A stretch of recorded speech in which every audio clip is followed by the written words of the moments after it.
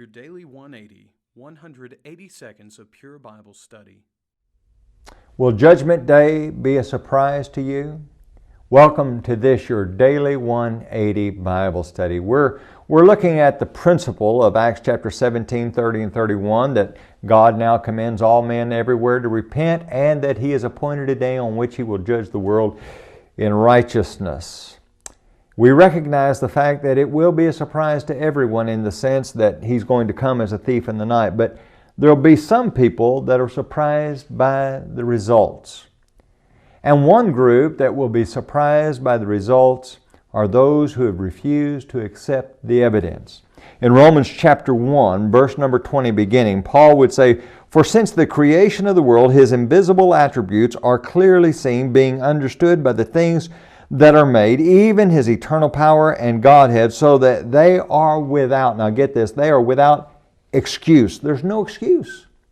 There's an abundance of evidence out there. Verse number 21, "Because although they knew God, they did not glorify Him as God, nor were thankful, but became futile in their thoughts, and in their foolish hearts were darkened.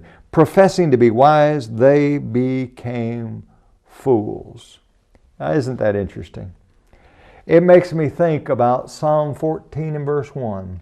"The fool has said in his heart, there is no God." You know who does that? Who falls into the category of being that kind of fool? The person who closes their eyes to the evidence. I mean, when you look around at the wonderful universe in which we live, and you see the perfect harmony in nature, and you realize man could never come up with a system that works as perfectly as the system that God has created. When you look at the human body and you just think about our heart, if man could create a pump that could last 70 years, 75 years, 100 years, and just constantly pumping that blood, pumping that blood, pumping that blood. Years ago, I lived out in the country, and we had a well and had a pump on it. We were thrilled because we got 10 years out of a pump one time. We thought, boy, it worked hard.